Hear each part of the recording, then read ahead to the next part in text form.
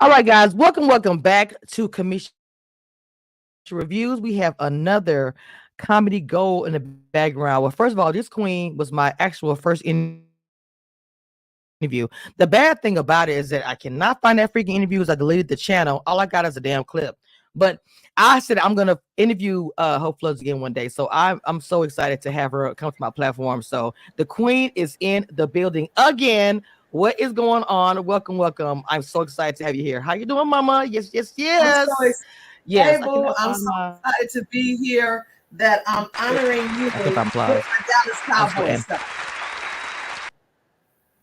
I'm honoring you with my Dallas Cowboy. look, y'all look. She has the freaking. Even though y'all know I claim Louisiana most of the time and Texas sometimes, but it's all good.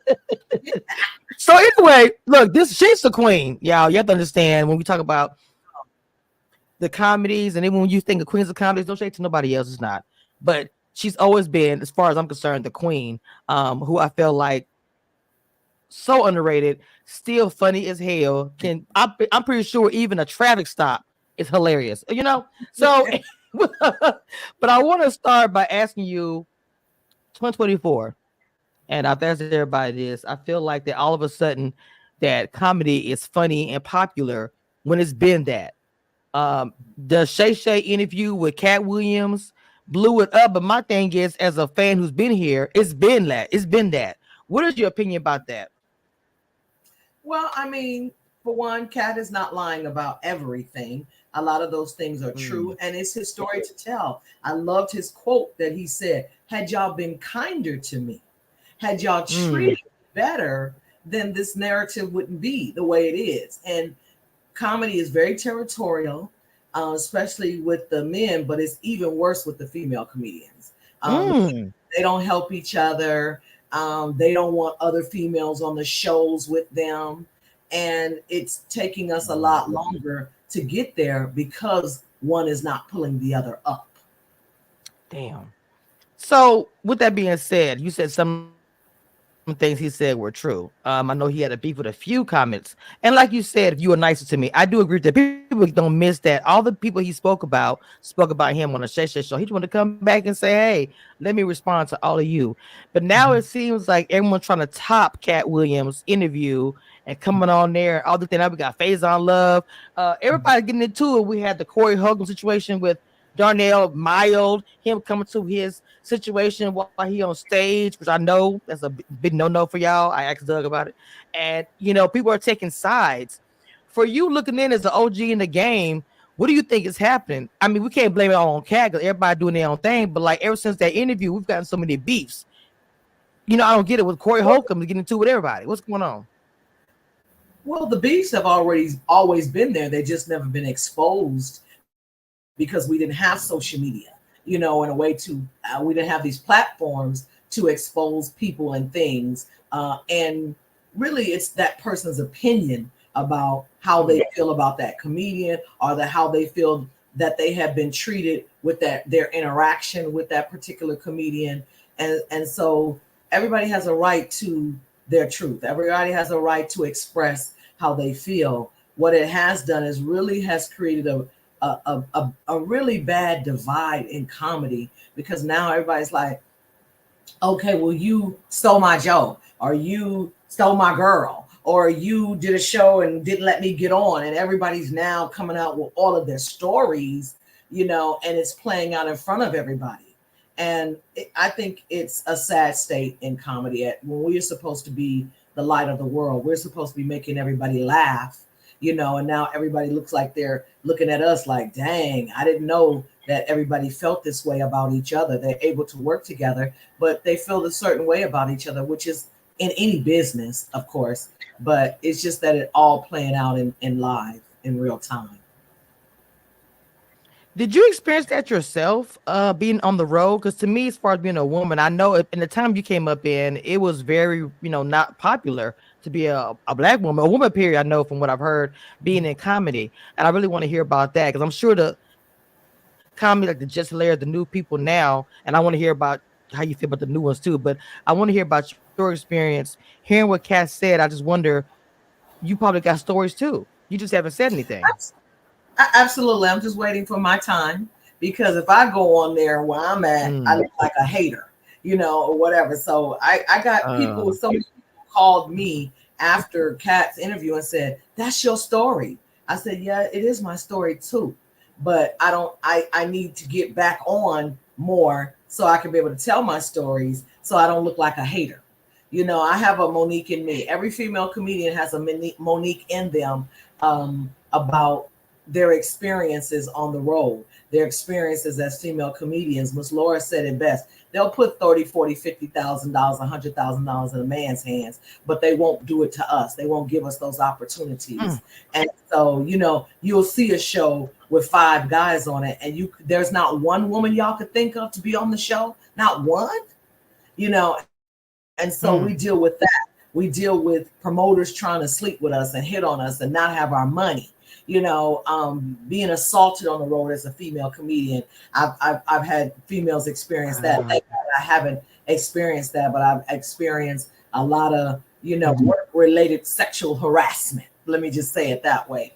And so it is out there and it is real, and so I'm just waiting to tell my story, about my experiences on the road. Not so much with the male comedians. A lot of them are my brothers. They have helped me along the way. I can call them up and say, "Hey, I'm coming to your city. Can I get down on your stage, or what you got for me?" Or they'll protect me. Hope did you get back to your room, or they'll walk me back to the room before they go to the clubs and parties and things like that. So I don't have a lot of the same experiences with the men as I do with the women. That is crazy. Now I remember even the interview that I did, you spoke about Cheryl. You did. And it's like, to this day, when I see her, I think about that story. And so for those who hadn't heard it, do you mind telling it again? Because to me, people was like that. I said, I look at her different to this day. And I mean, she may have changed or whatever, but I can't help it because it was not women empowerment. Your story, it just wasn't. So which story? I have a lot of them. Oh Lord, have mercy, Jesus.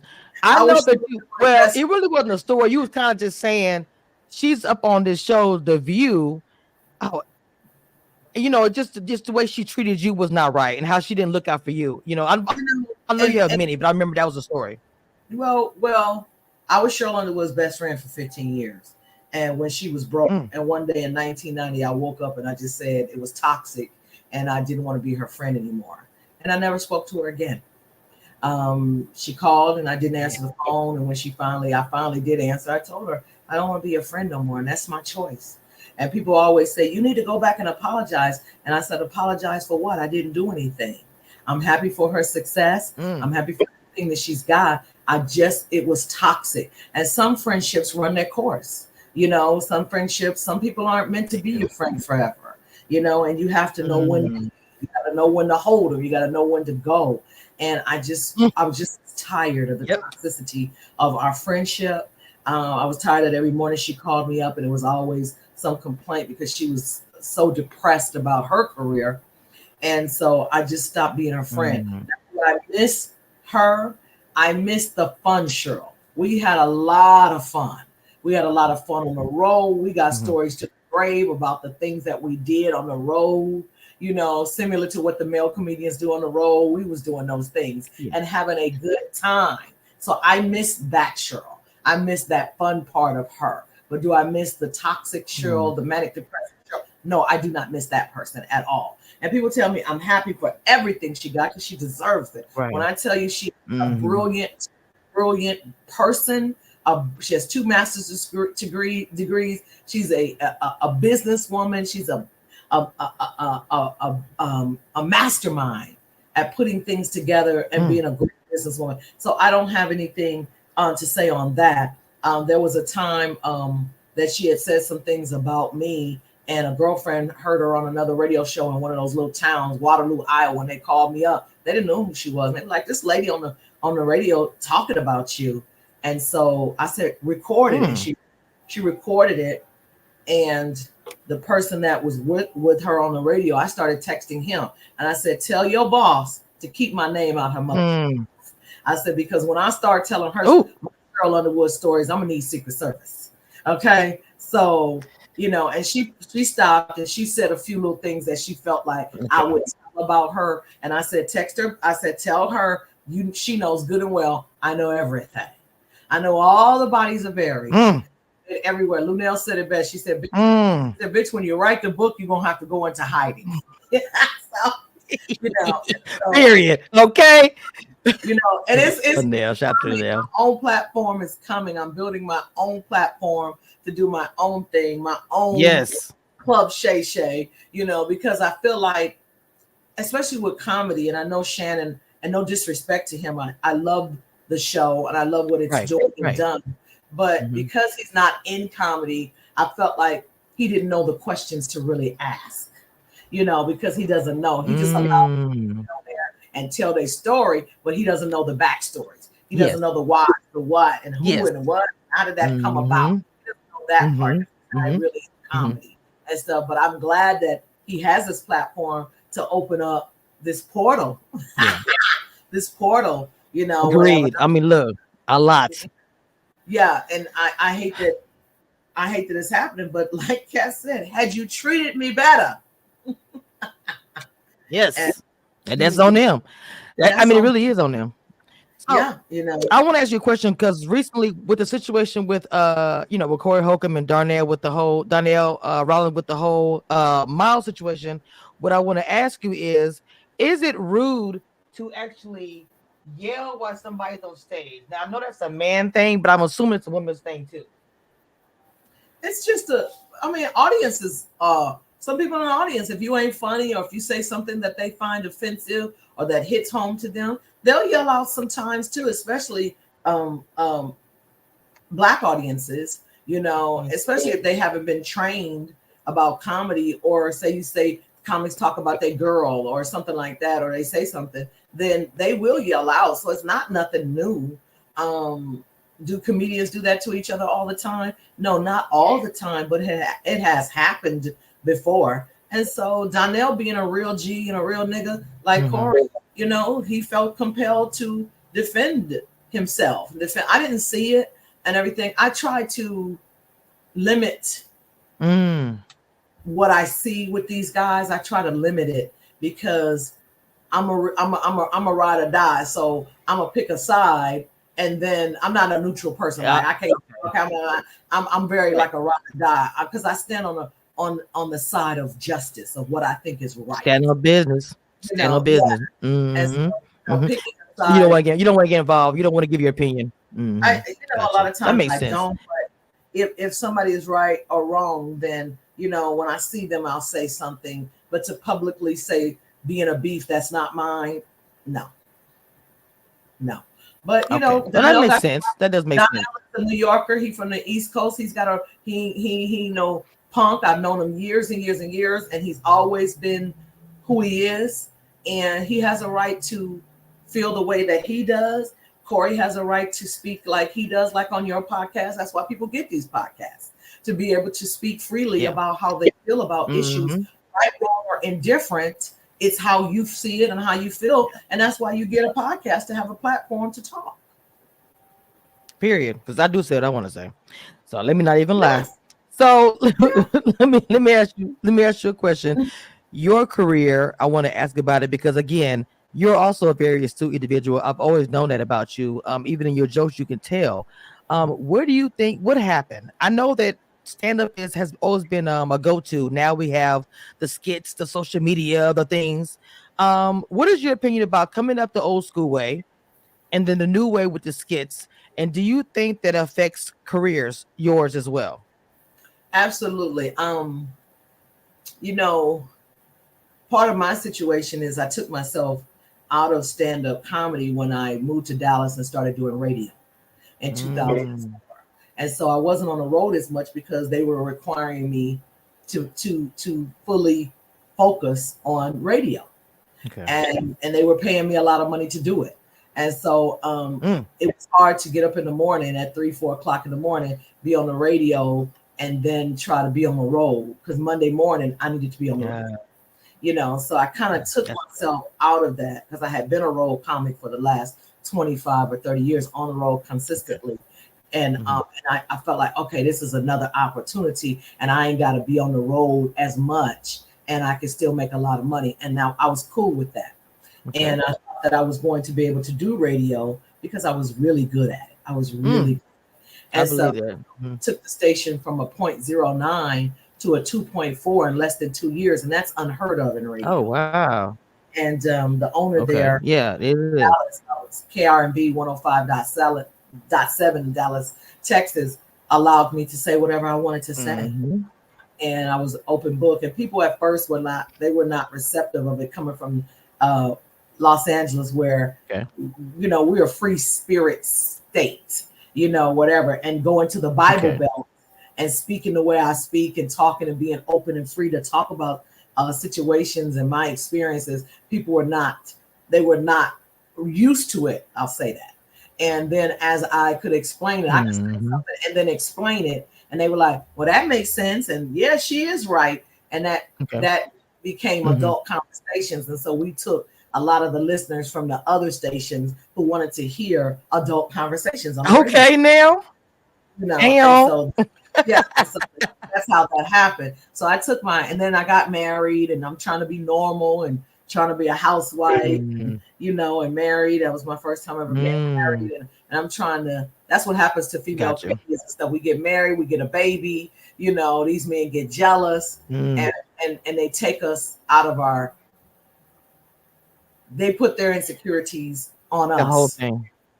instead of Mm, supporting us damn. and moving us to the next level and being my biggest cheerleader. And so that's what That's happened. interesting. Trying to keep my husband Mm, happy. I took myself out of the business right. for a while, and then we got caught up in a syndication war with Steve Harvey and Tom Joyner at the time and Ricky Smiley, Mm, and they replaced us on the radio. Wasn't nothing we had done. what? Ratings were just as high, Right. and now probably still the same as Steve Harvey, but the owner wanted a bigger name. That's the only reason I'm not on the radio with them anymore. It's nothing that we did. And so I stayed in That is Dallas so for some more years. unfortunate. It is. I stayed in Dallas for some more years trying to keep my marriage. And then I decided, when it was over, it was over. And I moved to Atlanta Yeah. for about a year. And then I moved back home to LA in 2012. And I've been here ever since. So, I'm saying all that to say, ladies, when you're picking these men, pick a man that's going to support you like he wants you to support him. Come on now. Why can't our men support us and our dreams and our careers like we are to support them and theirs, and be our biggest And we do. cheerleader? Be our biggest cheerleader. Don't make you a punk. It don't make you less of a man. It makes you more of a man that you stand behind your woman or your wife, Period. dream. You go to work, make the money, keep the household, but a man thinks like a man. So a man thinks like what he would possibly be doing if he was in a city, in a hotel room, what he would do. So he thinks like that, and he doesn't, so you have to be secure in your relationships. And I've seen a lot of relationships, a lot of our careers get stalled because we're trying to, appease our men. And that's really so what happened. messed up. I hate And hearing that. And then I was a mother. I had to raise my son, so there was, even before that, in living in LA, there was only so much I could do because I had a baby and I was a single mom, and I was violated in my own family as a child. And I didn't want those things to happen to my son. So I could go for 5, 6, 7 days, 8 days, and kids fear abandonment. And I would have to come home. My son started acting up in school. So I had to come home to reassure him that mommy wasn't going nowhere. And and this and that. And so, and then I didn't have real family support, And you have to have that. You have to have that. Nobody wanted to really help me and babysit my baby because everybody wants you to do what they want you to do. Yeah. And everybody wants you to be what they want you to be because of their feelings. And my mother was the same way. She did. And then I look back on it now, Kamisha, in 1989, I had a baby. He was 3 years old. And I said, Mama, I'm gonna be a comedian. And my mom was like, what the hell is that? What is that? What is that? My mom from old school, what is that? She had there had not been any female Black comedians on TV or anything. It wasn't that many. It wasn't. You better go come over here and work at this hospital with me and learn this medical billing and stuff. And going woman like Not your like a black brother. woman. Yes. You know? And so I kept going, and she wouldn't babysit the baby for me. So my son knows all the comedians because I would take him to the comedy club with me and be like, Oh watch my baby, wow. my time. I needed because I was just so, Not with my baby. watch my baby. And stuff or whatever. He in the car sleep. Go out there and sit in the car with my baby. I need to do my 10 minutes so I can get $50 so I can pay the light bill tomorrow. These are the struggle, baby. That's the struggle. Oh Jesus, man! So that's that real. That's that real. See, you need to be. This needs to be a book. This needs to be told on stage because this be some jokes. So many mamas didn't be like even me being a blogger. You know, my family was not for this recording and phone. You in my face, man. It took some years. They didn't understand it. They didn't understand it. And then my mother, knowing that I never stayed in anything. I do so many things and I never stayed in it. And so she was just thinking this was another thing I was trying. And after when I got 1 hour special in '97 on Comic View, and I started paying her bills, yes. It was like, you know what, you might do something with this little comedy. I said, yeah, mama. Not little. I love comedy. I said, yeah, mama boy.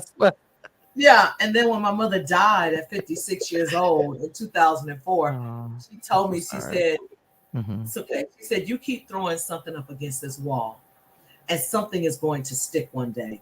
And so now I'm fearless in my efforts. I'm fearless in my businesses. I'm fearless in everything that I'm doing. And so in 2012, I moved back to LA and I've been here grinding and pushing it and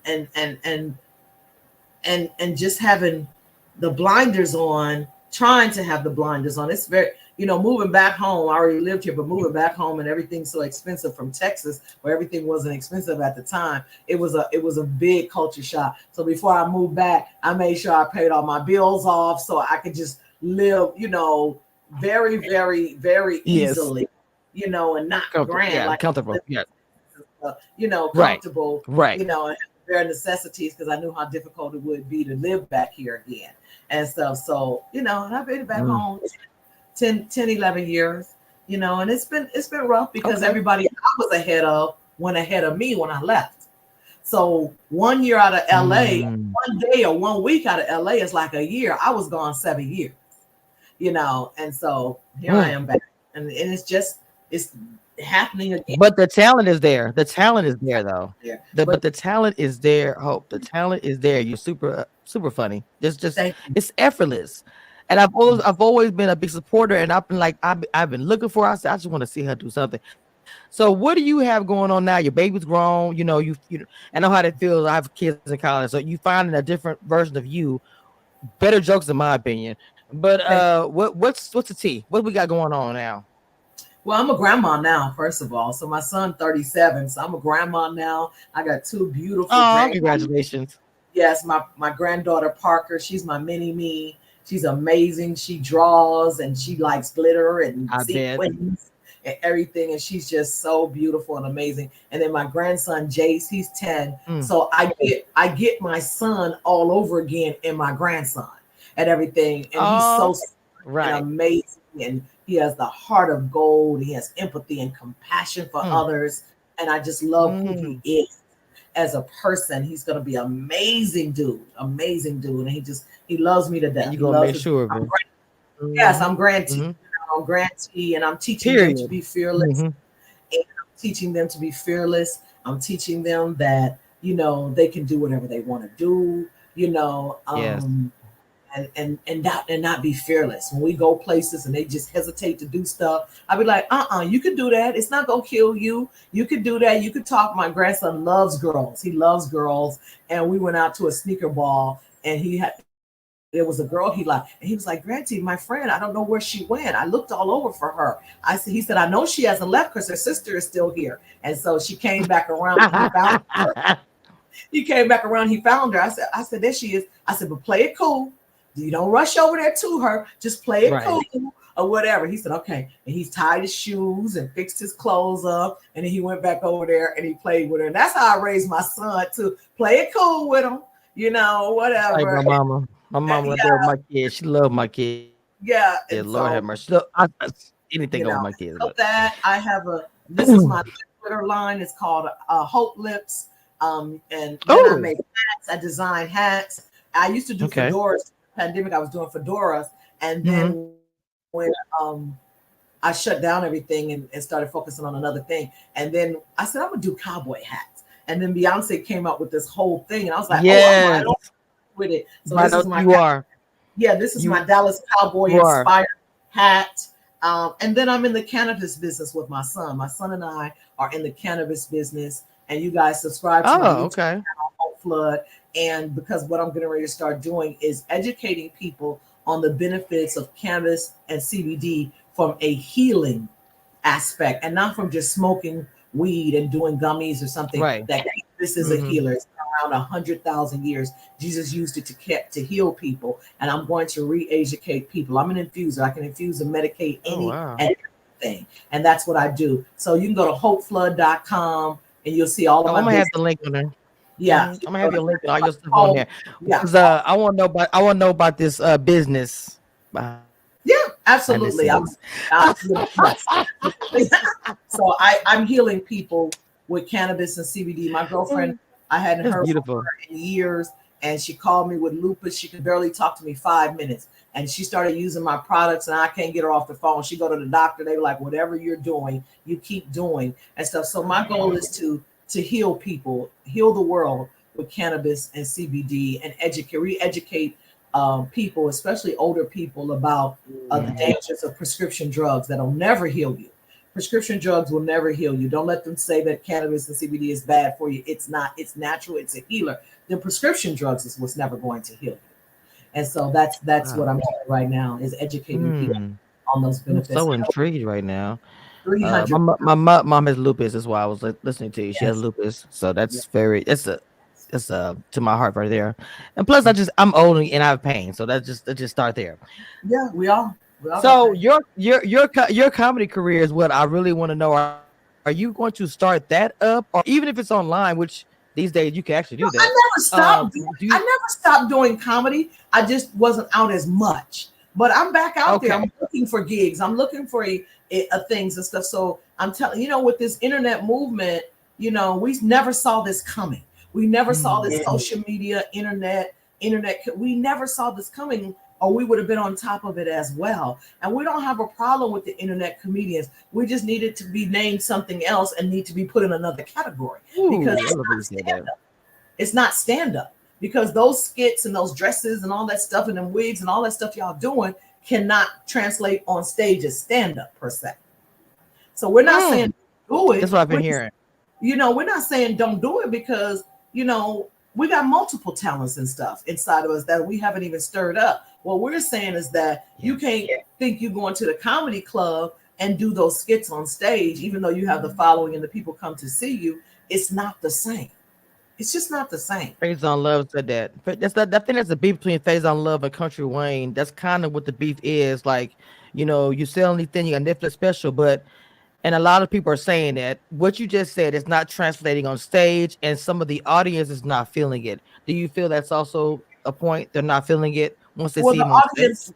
the audience just wants to come and laugh. And the club owners is where the issue comes as well, because all they care about is putting asses in seats and making money. So they'll have a flying monkey up there, a magician up there. They don't care as long as people come and they're making money and keeping their doors open. So it's that just as much as their problem, or I ain't gonna say problem because it's not a problem to them, but it's Right. their fault as it is the internet comedians that are not studying comedy and not working on an act. Like DC Young Fly got the memo and somebody pulled him to the side, and so now he does a lot of skits, and a lot of stand up now, and he's He brilliant. does. And he has these amazing stories. I really think he should be on Broadway with his stories and stuff. His act is more of something like a Broadway, a one man show. Yeah, like the Ruby Goldberg. Yeah. It is. It is. Mm-hmm. It's more of that and stuff. And the rest of them, I don't really look at them. So I hear they're trying to do stand up, but then they're recycling a lot of our bits and jokes, looking at old Comic View tapes Not and an old comic. old Comic View and recycling our material like we don't know it. I know a Billy Harris joke, may he rest well. I know an AJ Johnson joke. I know these people. I know a Paul Mooney. I know a Digger. we know them because we study this art of comedy. I'm 35 years in this game. So we know these bits and stuff that y'all are recycling, whatever. And then they get to the comedy club, they want the most, or the venues, they selling out. They getting the most money, but they can't follow none of us. They can't follow nobody. And then the promoters coming to us telling me, well, can you headline? No, you giving this person $20, $30, $40,000 to my $3,000 or $4,000. No, they need to learn. They need to learn. Oh wow. I'm gonna mount this stage up to let them know where your place is. Get in your place. So I tell them when it was happening, I said, don't just hold on. True stand-up comedy will prevail again. It's gonna come back around. Don't trip. Don't trip. Everybody trying to get skits and do shit or whatever. I think it's getting back to that. iPods and video cameras and spending all this money on something that you don't do. But then again, you got to change with the times. You have to change with the times. And we have to learn to change and go with the change. You do. So yeah, I mean, I don't have a problem. I think Pierre said that too. Bashing us. I just don't want them bashing us and taking our money. Get up like the rest of us. Yeah. Do you what tours do you have coming up now? Are you booking show? What you got coming up now, Mama? So they can find you. My tour is called Damn They Funny AF, and it's myself, Screw Roy Rice, who's a new young comedian. He's got 2 comedy specials on Tubi and Peacock. Go check him out. One is called Screw the Rules, and the other one's called I'm Grown. Speedy, who is Jamie Foxx's best friend, he's our host. He's amazing. Howie Bell from Detroit is on our tour. And sometimes we put Henry Coleman on there, and it just depends on who's available. We'll switch them out, and we're just going all over the country. We started in Atlanta, the Uptown, in December. We've been to the Bay Area. We've been to Memphis, and so we're just out and about on our tour doing our thing. I'm working on my talk show. I'm going to build it from scratch. I'm going to start a Kickstarter, GoFundMe, Indiegogo, and y'all gonna watch me build it from scratch, from going to the venue and building and going to the school of set design and getting a set built and all of these things. So you'll be a part of my journey for my own talk show. Yes. Come on now. I love that. Because I heard Godfrey talking about that, saying he has a GoFundMe because he wants to fund his own Netflix special. And I think Country Wayne did the same thing. I say you do what you got to do. I really want this to happen for you, because not saying that people are not funny out there, because I'm not gonna say that, but there's something about, because I grew up with the classic, just sit there, laugh so hard, say I'm crying. You're one of those. I've laughed so hard watching you. You're just a funny person. The movement, all of I'm not saying people don't have that today. I'm not saying that, but I'm just saying it's something about that where me and my dude watching, late night laughing. And it could be I can laugh at the old stuff. You're funny. When I've seen it 5 or 6 times, I've seen your stuff 5 or 6 times, and I still laugh at it like it was yesterday. That is talent. And I'm not saying they don't have it out there, but to me, like you said, they got to earn that. And I just wish they would give you guys that kudos. The Dougs, the Damons. I will say this. Some of y'all. I will say this. People know who I am, and it's all love. Even the comedians, when I go out to the comedy clubs, they show me so much love. There's love, there's respect. Hey, OG, here's one of the GOATs. Here's a legend. Here's this, here's that. So the love is there because I've always been an advocate for comedians, but I've also been an advocate for female comedians. And so people know that, and they remember that. And so it's just now, it's my turn, and it's my time to shine. I'm focused and stuff. Like, I don't have any distractions. Before, it was my baby, then it was my marriage, then it was it was men, whatever. So I tell them now, this has always been my first love. And even my ex-husband used to say, I wish you loved me as much as you love your comedy. And I said, this is at the time, I said, this is a 25-year love affair with my comedy, which is my first love, and so, like I said on my Vlad interviews and things like that, with these men in relationships, I'm a butterfly. And what do people do with the butterfly? People love the butterfly, but they always want to catch the butterfly and put it in a jar for only to enjoy and look at. Yes, come on, huh?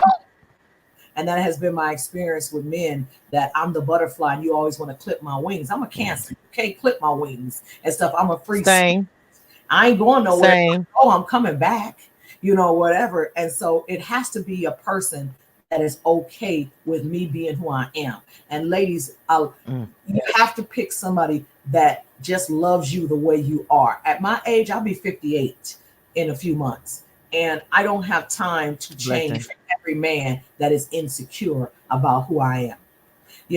I like to wear nails. If that ain't the type of woman you like, then I'm just not the girl for you. I like to wear wigs. I like to wear weaves. My mouth is bad sometimes. It's fly sometime or whatever. I'm a lot of things. And if you don't like those things, then I'm just not the girl for you, and move on. Yep. Say it again for the people in the back.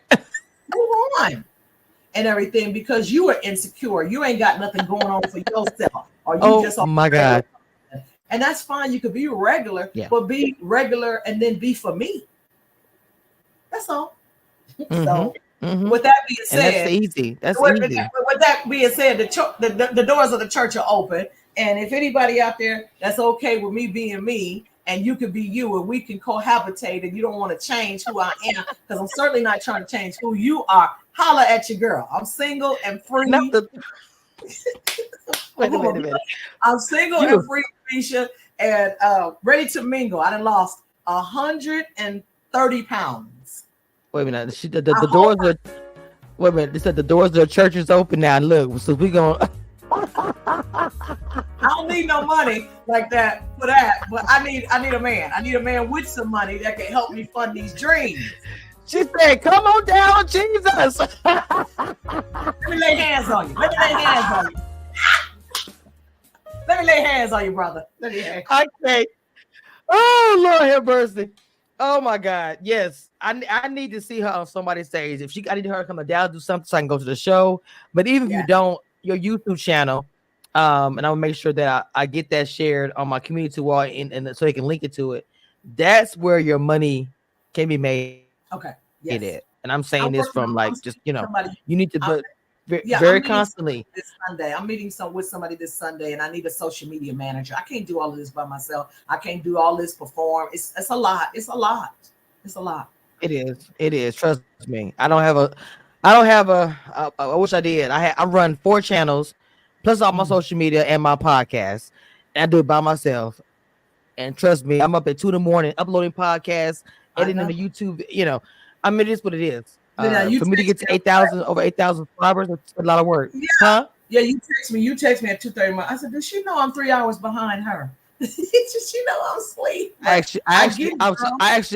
I work overnight. So I work overnight on top of everything else. I work 11 hours. And so people get mad every time. And I said, oh shit, I just text her.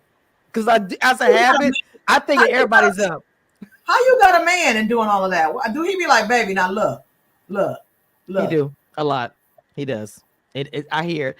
And then this weekend I'm busy the whole weekend. He'll be like, I guess I'll see you next week. I do get the comments. It is what it is. But he knows I'm grinding because a second check do come in the house. So Well, I'm trying to stop fornicating. My pastor said, y'all need to quit fornicating and stuff or whatever. So I'm trying to stop fornicating. So I busy myself up with my businesses and get my stuff together. So when I get home, I'm so tired, I just get in the bed. And I ain't got time to call nobody. I got time to be sucking on me and fucking on me or nothing like that or whatever. Because Lord, I'm tired. I gotta link the time. You want to get it right there? Yeah, I gotta call one of them up and be like, are you available this day? Like, look. I'm like, scheduled. Okay. I got scheduled on a Wednesday night. look. I got 1 hour and 15 minutes. Look, that's it. Right, that's it. What can we do? And stuff. So I got to get a young boy because I'm old man. You got to talk to me. You gotta talk to old men. That's a whole nother situation. That's a whole nother story. It's a lot of work. I realize it's like I can't do it. The young guys, you ain't got to do anything. Just walk around naked. They're like, okay. The older guys, I got to wrap it up. Let me stop. I give myself. They think be hard at the frozen food section at Dollar Tree. Okay, you ain't got to do nothing with them young ones.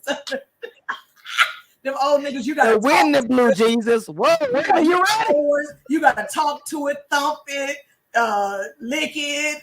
You got to have a conversation. Blow on it, pray on it. and stuff. And, But and in the middle of it, you still gotta do something. Like they was sitting there get to go. you know, they got gout, but they want a girlfriend. Knock it off with your old ass. Oh, Jesus help. Oh my God. He gonna kill me. I'm busy on my thing with I got 5. Warren Buffett says you need 7 streams of income to be a millionaire. So I'm working on my 7 strings. I got 5. I don't know what else I can do, Warren. Somebody do something and stuff. Look, but I do the things that I love to do.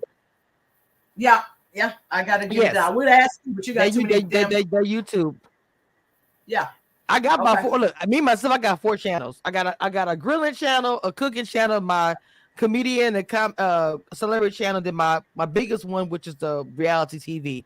Reality TV is the biggest thing now. So that channel is my biggest one.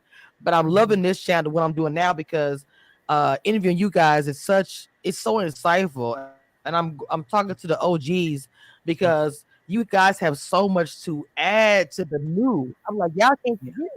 If it happened to him, y'all wouldn't be doing what y'all doing. Doug Williams, he texted me and he said, yeah, this girl come here. I said, yeah, she contacted me or whatever. She's dope. And he said, I just did an interview with her and we talked for a little while. And he has some challenges in this business as well. And people screwing him over and doing him wrong, and some of his best friends and stuff. So I don't know if he gave that insight, but he's got a lot to talk about as well. And Damon was like my brother. He's too sweet. He is a great dude. He's very respectful like yourself. He's very respectful like yourself. He said some stuff about Shaq and he about to roast up, stuff like that. But he didn't really talk too negative about, but he did give opinions about the Corey Holcomb situation and all that kind of stuff and how Mike. Well, let me mention real quick. Mike Ep said, and I asked him the same question. He said that Corey Holcomb will not be able to go on the doors that he goes in. He's on Netflix, he's producing, he got these things because Corey Holcomb will just tell it like it is. Do you agree with that? Yeah, Corey's a cancer like me. Doug Williams is a cancer and stuff or whatever. And that's part of my problem. They were like, get out your own way or whatever and be quiet sometimes. You got to know when to talk and when not to talk. I said, but, and so it has cost me a lot standing up for my rights, standing up for my right to be respected, standing up for my right to be paid, standing up for my right to that you ain't going to talk to me any kind of way, and it has cost me a lot in this business and stuff because I'm not disrespecting you. Now, if I disrespect you, then you have the right to say what you need to say. But if I'm not, then you don't have the right to talk to me any way you want to because you a producer, you got this going on. And Corey's the same way. And so we all cut from that same cloth of, I'm going to build it myself then. And that's what I'm doing. Okay, y'all won't let me in, won't let me on. I'm going to do my Issa Rae. I'm going to do my Tyler Perry. And I'm going to build it myself. Yes. And the reason I'm having a lot of these conversations or I'm being respectful is because I'm going to say it on my own platform. And I don't care because I'm not scared of none of them, whatever. And they know I know. They know I know. So, some of those things that Corey is not going to be able to do, but also the doors that Mike is going into, Corey don't fit in those doors and stuff. Mike has a certain way he's going to do stuff. He is, I'm not saying Corey isn't talented, but Mike is a good actor. He's got a lot to talk about. He's got characters in him. He looked like Richard Pryor and stuff. So, they're different.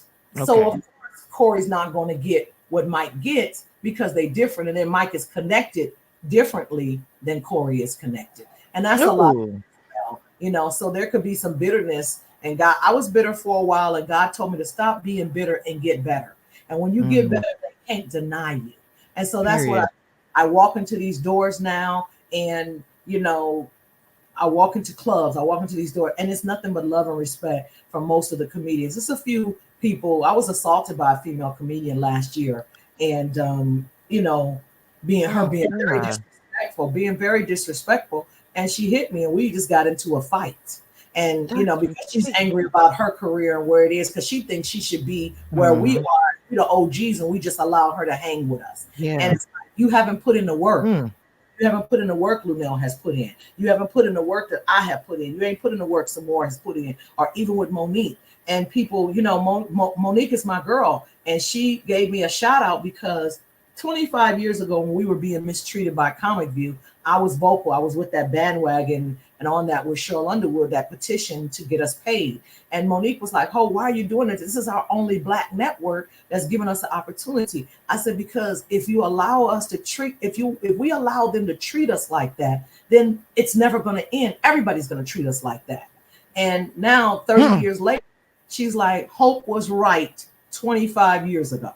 Hope was right 30 years ago when she said that. I didn't see it then. So now she's fighting a fight that I already had been fighting. Wow. And we're still fighting the same fight. But we opened this 25, 30 years ago. So it's not new what she's saying. It's just new players that came up, but they're doing the same old shit. You know, And whatever. So, have y'all talked? Have you and Monique talked since all that was? Oh yeah, absolutely. And God, this is what I'm coming to.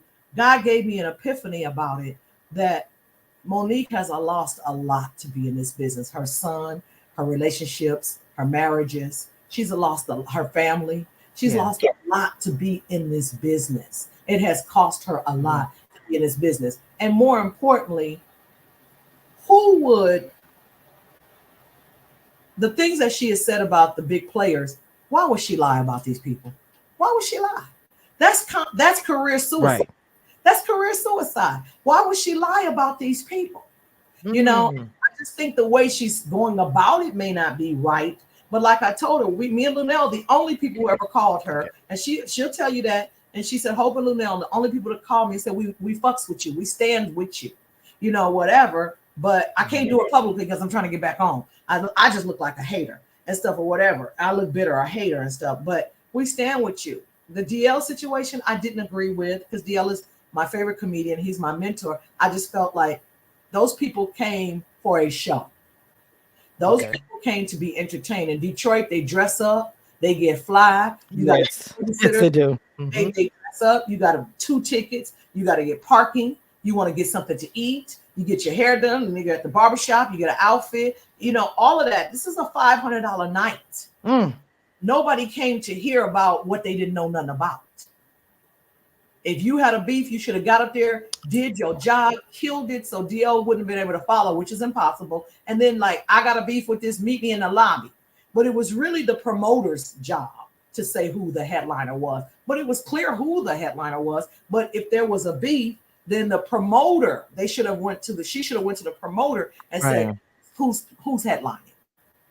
It would have been squashed.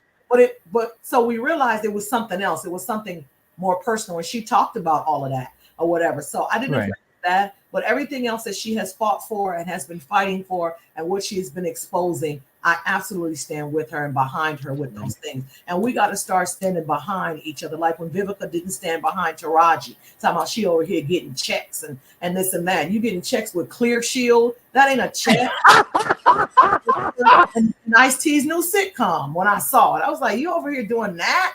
You know, and you don't have the range Taraji has. But why do we as Black people stand behind each other?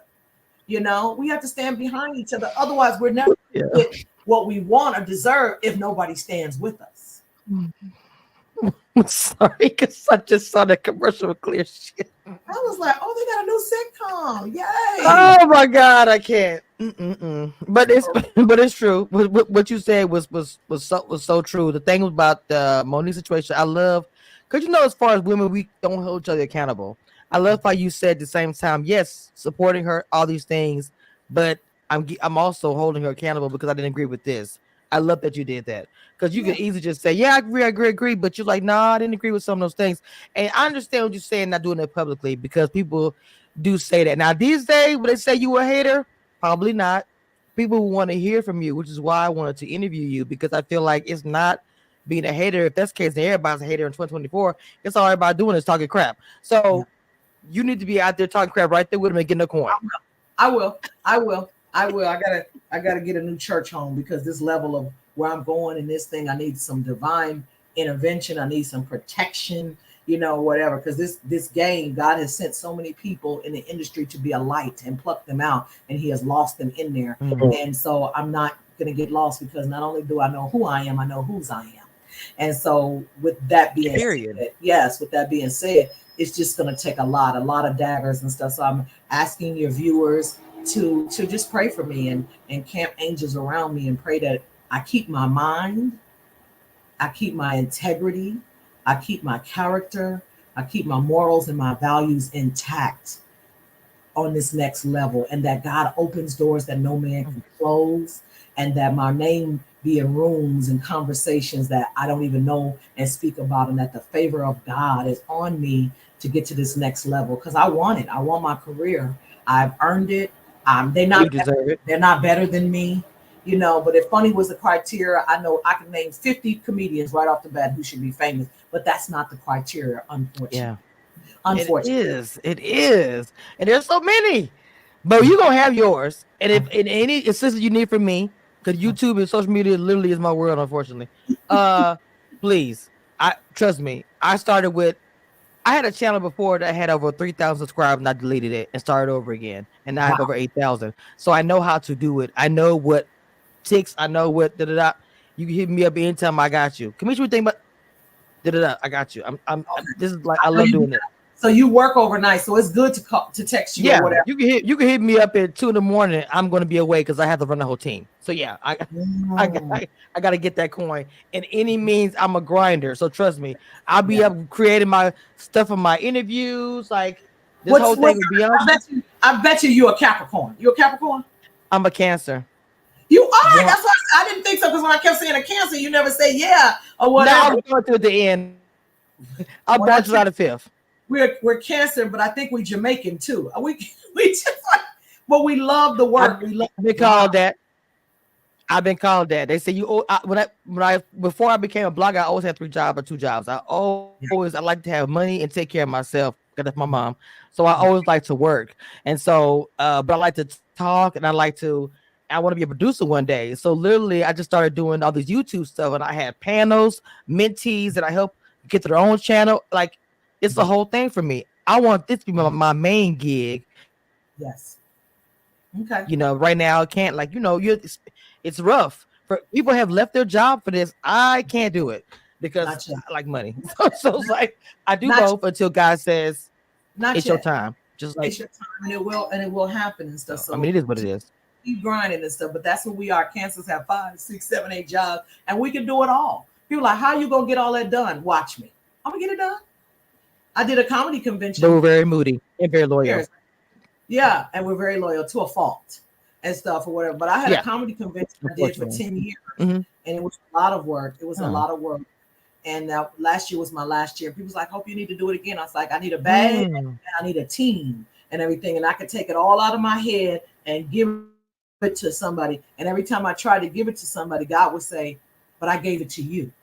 It's like a Mm. baby. He said, this your baby. I gave it to you, and you keep trying to get a baby away. And it's not for you to give the baby away because I gave it to you to do. Okay. And so a lot of times can't nobody do it like you. And this is true as well. It is. I mean, a team is something you probably need because of what you're trying to do. Mhm. A small team at least, somebody can help with social media, like you're saying, and other stuff, so you can have hands off. You don't have to be hands on with everything except for the Everything. money part. Mhm. But but the money part, you're gonna be hands on that. That's just it. Absolutely. But I know you're gonna get there. Your channel's gonna grow with YouTube. That'd be a great place for you to be on there. Like I said, Corey Holcomb has a whole career, and you Yes. did radio. I Mhm. can see you doing what Corey does, but female version. I would love it for you to have a Mhm. couple people on your podcast Yeah. and y'all And I do got it. a whole studio. Linnell has a studio, and she said, hope you can use it anytime you want to. Wow, Linnell, I'm gonna need you to do that and have. Ooh, Lord, if y'all were on one podcast together every night, it would be. I no shade to Corey, but baby, y'all would blow them out the water. I'm sorry, y'all Yeah, would. she's so busy, and she lives in Vegas now. She comes Okay, back and forth to LA, but she lives in Vegas. It's hard for me to catch up with Boo, my bestie and stuff. But we riders, we ride or die. She's like, oh, wherever I'm going, I'm taking you with me. Don't worry about it. Don't trip. I got you. I got you.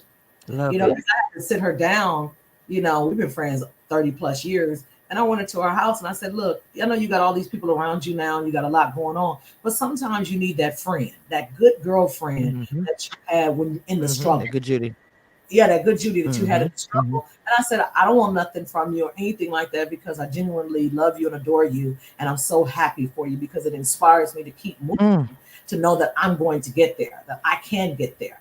and stuff because I see Yes. you grinding your work. I said, but I will be that person for you. When I could go, I'll come and go with you and be that person. And she really appreciated that. And so I went to New York with her when she did the Tamron Hall show, and she did the on Chicago Broadway. She had a small little role on the Broadway play Chicago. I went to New York. We hung out. We had a good time. And everybody was like, wow, she was so calm. Wow. It was different. I said, because I'm that friend. I'm not asking for anything. I'm self-sufficient. I can get around. She got to worry about me. She or anything like that. And then we get together. We laugh. We clown. We talk. Her daughter is my niece. She loves me. Her whole family loves me and stuff. And so, and sometimes you need that one friend. You just need it. Yes. You just need Yes. that one friend among all the handlers. You need that one or two people Mm, that's just been I around. love that. And that's who we are. And but I'm so proud of her.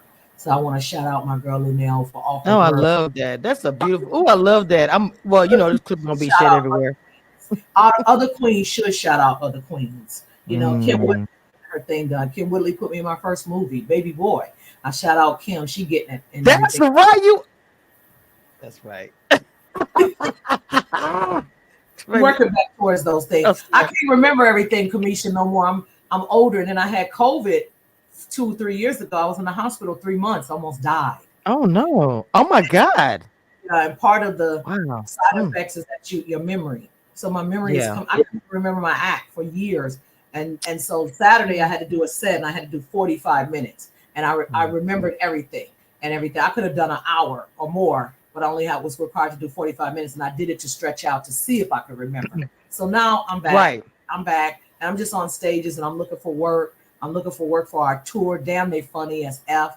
And y'all can hit me up on hopeflood.com, hope.flood Yes. on Instagram, and go buy a hat, go buy some lip glitter, go buy some cannabis, heal yourself with cannabis and CBD, and quit letting people tell you that it's not a healer, because it is. I think I'm done.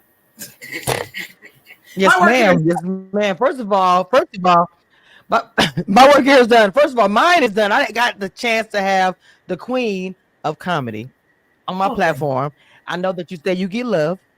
I think you deserve more love than what you get, to be honest. Like all that you said that Linnell has, and I love Linnell. I think Hope Flood should have that awesome. And that's just me saying that because I've been a fan. It ain't over. It's Oh no, I know it ain't. It's coming. This conversation is manifestation. I believe in it. It's been said. It's in the air. It's going to happen. So I'm not worried about it happening. I'm just it's going to be a win situation. So I'm super excited. In the next 2 years, you will see it. I'm not giving I myself. believe it. I'm gonna do this to them. Like Lunell said, our goal is to die on stage in mid joke. Oh, snap. That's our goal. I think Robert Williams said that mess. He did. He said, see, I'm a big fan of comedy. I know old school to the very first woman on stage that was talking and knew her background and everything. The woman was lesbian. I didn't know any of that. I found it out like 2 years ago. I was like, what? But Miles Bailey, I didn't know that she was her life outside. She was a stud. Before they called them bulldaggers back then. Yeah, they did. You never know who she was outside of it, because she didn't even look like that, because she wasn't even an old lady. She wasn't even an old lady. I saw her picture. I was like, and she pulled some of the best women in the business. She pulled some of the best beautiful women in the business and stuff. So yeah, absolutely. Yeah, we gotta dig down and talk about that. One day we gotta talk about that old school, like the Miles Mabley and going back as far. You said Paul Mooney.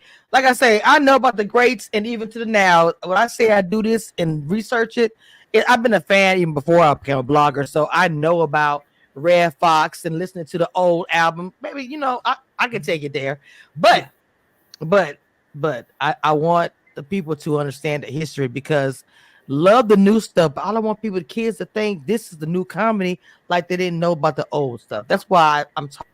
Well, once they get there, let me tell you something. The audience is mature enough that once they get there and they see them and then they see us, they were like, oh, I get it now. This is the real comedy. This is the real OGs. This is how it's supposed to be done. So trust me, people are being exposed. Don't worry about it. That's why they're going back and getting jokes and doing their homework and getting and learning how to do stand-up if they're going to stay in this lane. Because once the OGs and all of us get on stage and they see how it's done right and correctly, they like, oh, okay, well, that person's been a fraud or they duped me or whatever. I didn't get the full, Ah, so yeah. okay. Yeah, it's fine.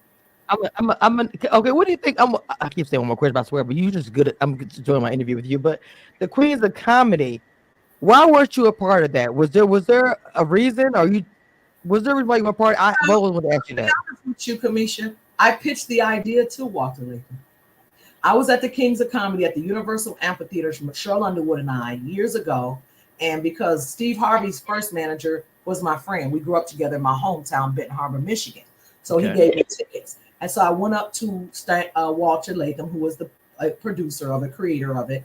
And I said, why don't you do a Queens of Comedy? And I pitched me, Lunel, Melanie Camacho, and Cheryl Underwood at the time. I pitched us four. He said it would good. Yeah. never work. He said, don't nobody want to see a bunch of bitches on stage talking shit all night. That's what he said.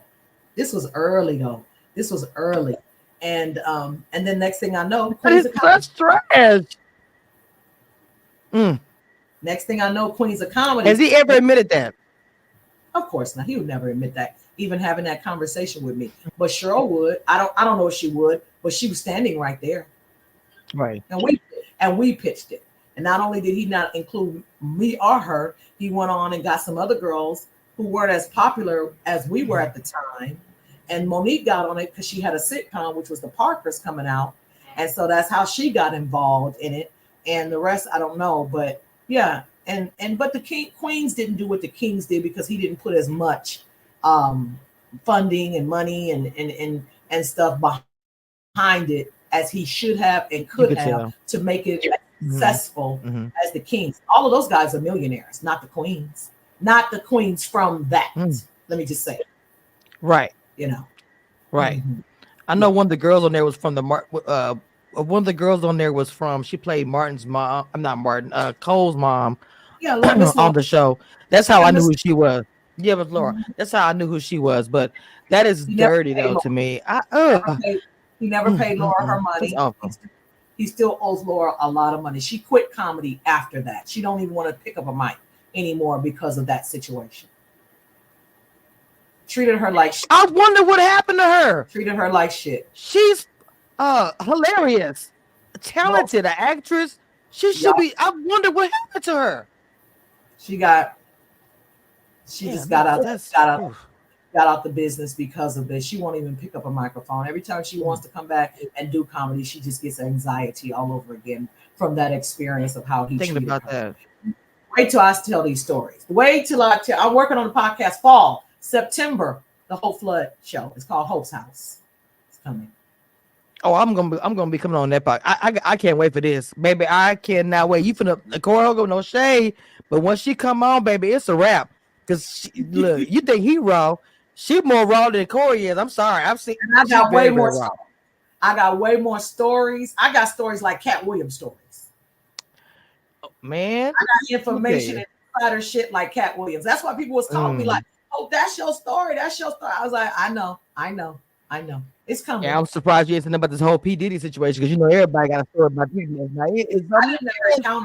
I never encountered him, so I don't have a story because I didn't never. It's probably a good thing because you probably would have dragged him.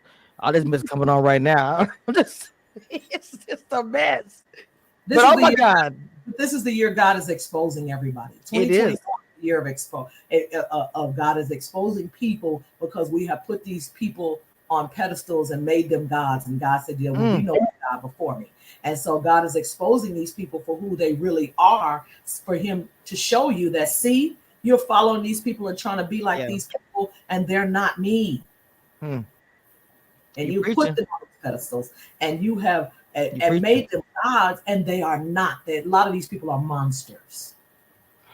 I think they're modern or not. They're very much so a monster, just like the church. Unfortunately, I'm just saying, man, hope you didn't get, man, hope I'm swear, hope you everything, mama, and I want you to get everything, and you deserve it. I already know that her podcast gonna be everything because as soon as she gets on YouTube and starts recording and getting on, you said September, it's a wrap for anybody on podcast doing a comedy talking about. I love DCs. I watch this too.